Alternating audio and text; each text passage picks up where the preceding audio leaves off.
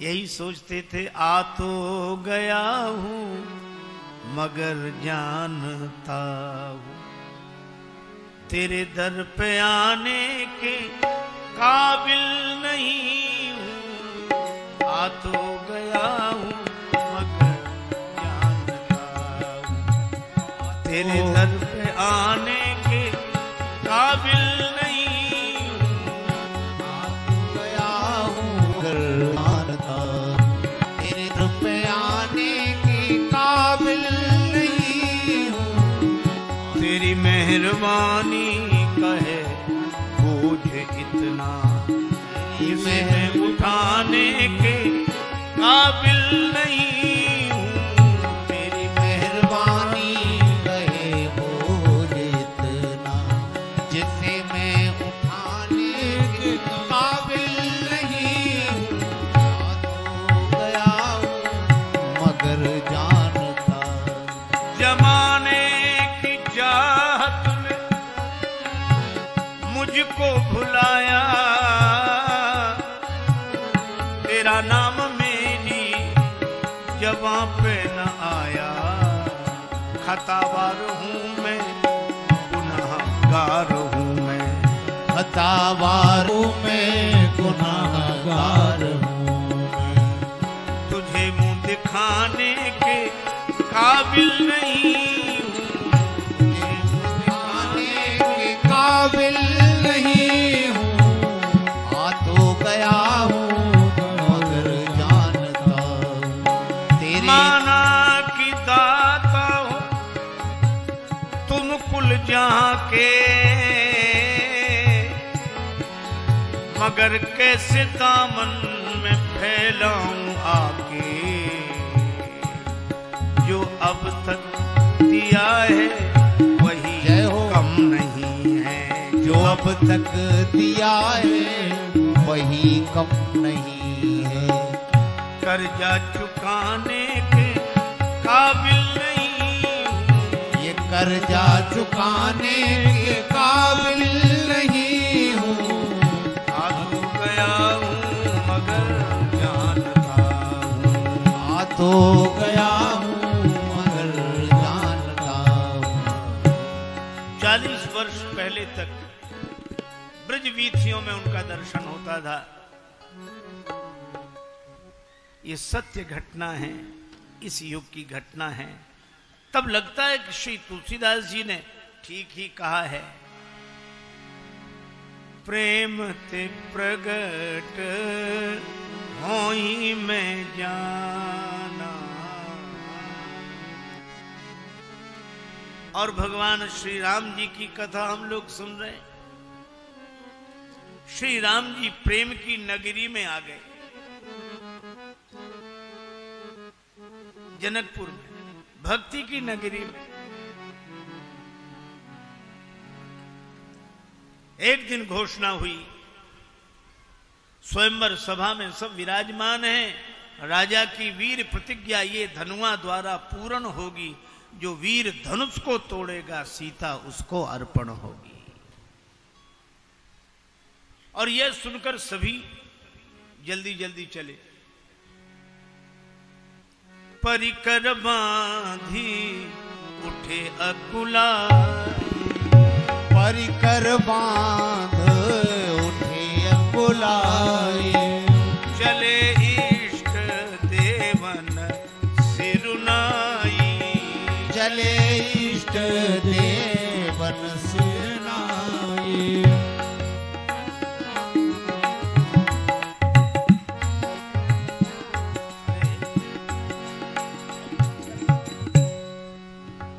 चले इष्ट देवन सिरुनाई। चले इष्ट देवन सिरनाई।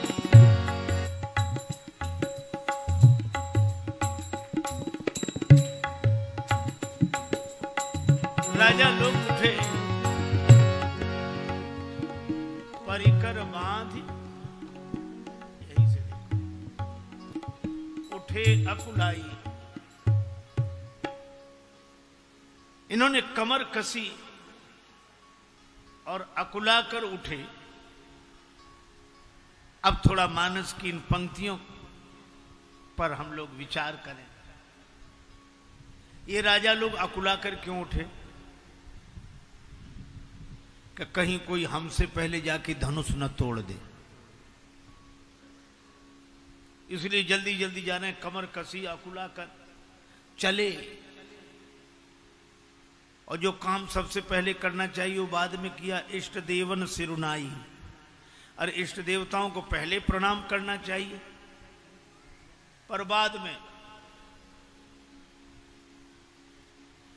एक सज्जन कह रहे थे कि इष्ट देवों ने इनकी प्रार्थना सुनी क्यों नहीं। का इष्ट देव भी मजबूर हैं। मान लो अनेक राजा इकट्ठे हैं, उनमें 100 राजा ऐसे हैं जो गणेश जी के भक्त हैं, तो एक राजा जा रहा धनुष तोड़ने, वो कह रहा है हे गणेश जी महाराज हमसे धनुष तोड़वाना, तो सभा में बैठे हुए 99 कह रहे हैं गणेश जी महाराज इससे धनुष मत तोड़वाना, नहीं हम क्या तोड़ेंगे। अब गणेश जी के साथ बड़ी समस्या कि वो एक की सुने कि 99 की सुने। अच्छा मजे की बात यह कि जिससे धनुष नहीं टूटता था वो भी 99 में शामिल हो जाता था। वो कहता था हमसे धनुष नहीं तोड़वाया कोई बात नहीं, लेकिन अब इससे मत तोड़वाना, नहीं हमारी बड़ी हंसी होगी।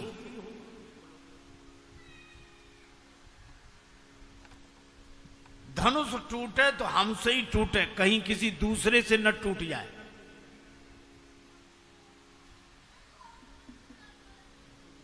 पर किसी से धनुष हिला भी नहीं, तो ये इकट्ठे हो गए। इकट्ठे कितने हुए? भूप सहस 10 एक ही बारा, भूप सहस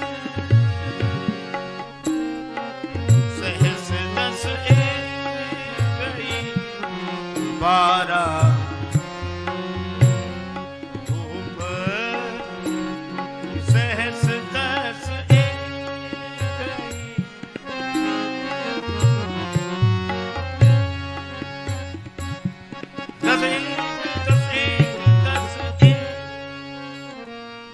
10,000 राजा इकट्ठे हुए। अच्छा अब जरा विचार करना आप, 10,000 राजा ये इकट्ठे हुए कि एक हैं? देखो इकट्ठे होना अलग बात है, एक होना अलग बात है। मान लो 10,000 राजा मिलकर धनुष तोड़ देते तो विवाह किसका होता? विवाह तो किसी एक का ही होता कि नहीं?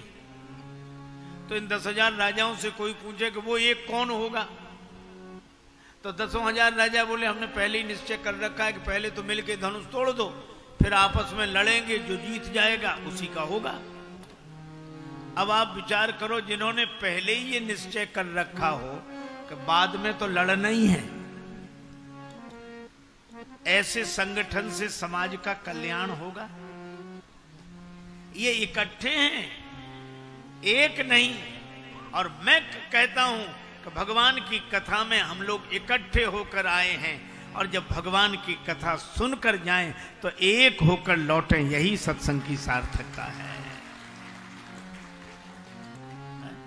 हम इकट्ठे होकर तो आए हैं और एक होकर लौटे।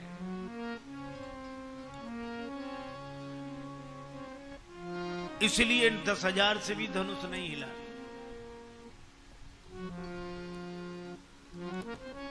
तब वयोवृद्ध, देखो राम कथा तो दर्पण है, प्रत्येक युग का सत्य दिखाई देता है। वयोवृद्ध महाराज जनक ने देखा कि समाज की समस्या का समाधान जब युवा शक्ति जागृत होगी तब होगा।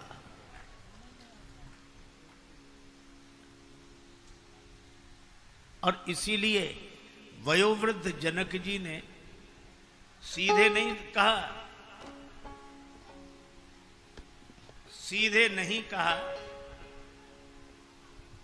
बल्कि घुमावदार ढंग से बोले, बस बस हो गया, बंद करो जी, अब जनी को माखे भटमानी, कोई अभिमान न करे कि हम वीर हैं, हमने समझ लिया वीर विहीन मही में जानी, पृथ्वी वीरों से रहित हो गई। और ये कहकर देखा कि इधर लक्ष्मण जी की तरफ के असर हो रहा है कि नहीं। क्योंकि अगर लक्ष्मण जी खड़े हो जाएंगे तो राम जी खड़े हो जाएंगे। तो लक्ष्मण जी तो छोटे भैया है, राम जी बड़े भैया हैं। छोटे भैया के खड़े होने से बड़े भैया क्यों खड़े होंगे? क्या इनका एक संबंध और है। लक्ष्मण जी का चरित्र है डंडे के समान और राम जी का चरित्र है झंडे के समान। अगर डंडा खड़ा हो गया तो झंडा अपने आप लहरा जाएगा। अगर युवक खड़ा हो गया तो भगवान की सहायता होगी। श्री स्वामी विवेकानंद जी ने कहा कि ईश्वर उन्हीं की सहायता करता है जो अपनी सहायता स्वयं करते हैं। हमें जागना चाहिए। और जनक जी ने कहा कोई अभिमान न करे कि हम वीर हैं, और जिसके लिए कहा उसकी तरफ देखा। सुनो भैया, एक गुरु जी गए एक गांव में, तो एक नया नया चेला बना। हमको भी चेला बनाओ। गुरु जी बोले बन जाओ। और बनने के बाद बोला कि आप गुरु, हम चेला, आप कुछ सुनाओ। गुरु जी ने कहा कि राम राम किया करो। बोले ये तो साधारण बात है। ऊंचा।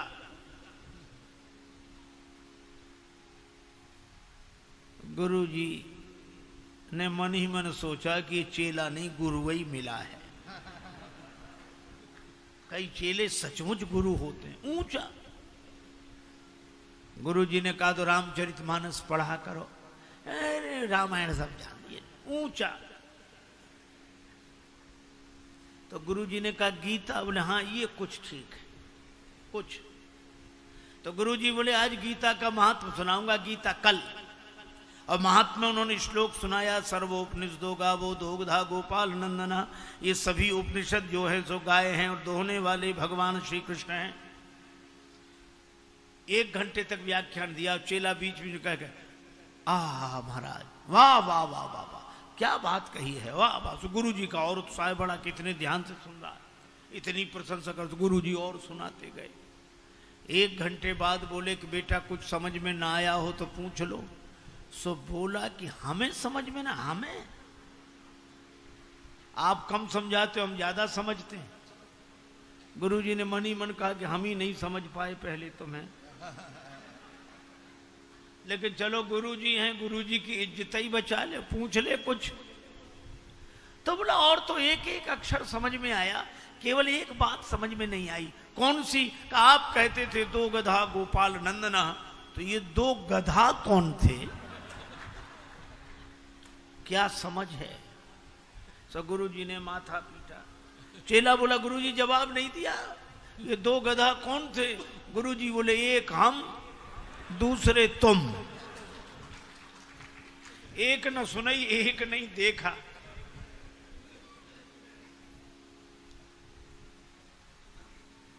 तो जिसके लिए बोला जाए उसकी तरफ तो देखा जाएगा।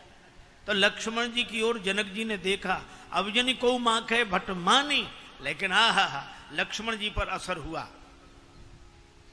कैसे? जनक जी कह रहे थे अब जनी को माखे भट मानी, कोई अभिमान न करे।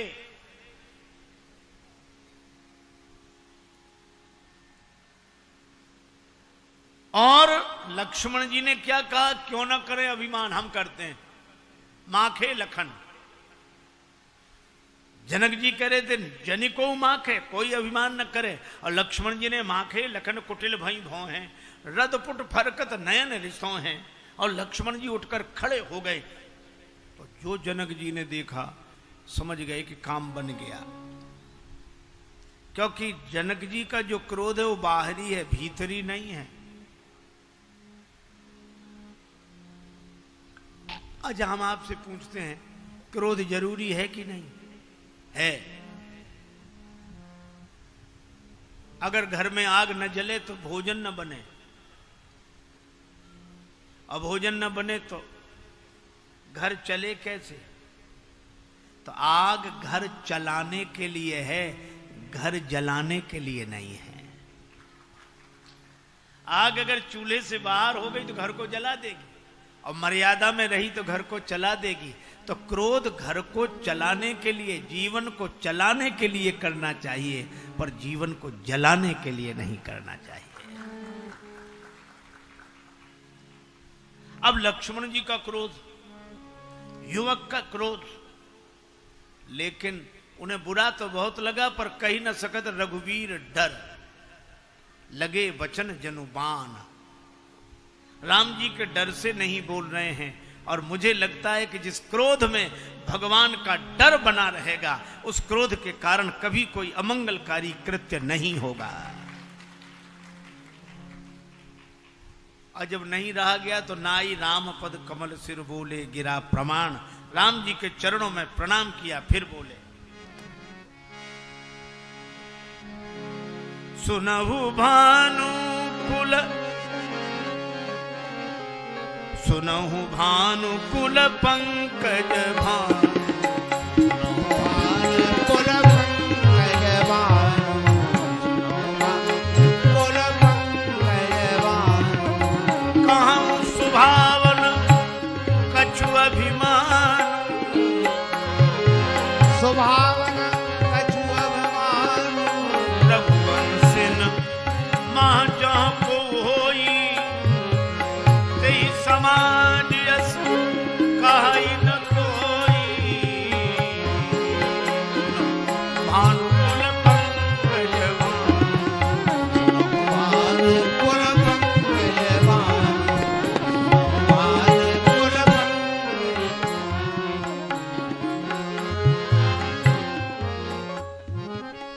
हे राम जी, रघुवंशी वीरों में जहां कोई एक बैठा होता है, कोई ऐसे नहीं बोलता, कहीं जनक जैसा अनुचित बानी। जनक ने ऐसी अनुचित बात कही है। राम जी ने कहा कि तुम कौन सी उचित बात कह रहे हो? जनक जी वयोवृद्ध हैं, और वयोवृद्ध का जवाब विश्वामित्र जी देते, गुरु जी देते तो ठीक लगता, पर तुम बालक होकर। और जनक जी, लक्ष्मण जी ने कहा यहां वृद्ध और युवक की बात नहीं, लोक कल्याण के कार्य में जहां जिसकी भूमिका है वही बोले, तब बात ठीक रहती है। यहां राम जी नहीं बैठे हैं, विद्यमान रघुकुल मणि, रघुवंश मणि बैठे हैं। आप हैं रघुवंश की मणि, और लक्ष्मण जी बोले हम हैं फणी। शेष सहस्त्र शीस जग कारण, जो अवतर्यो भूमि भय टारण। अरे मणि पर आपत्ति आवे तब भी फणी नहीं बोलेगा तो फिर कब बोलेगा?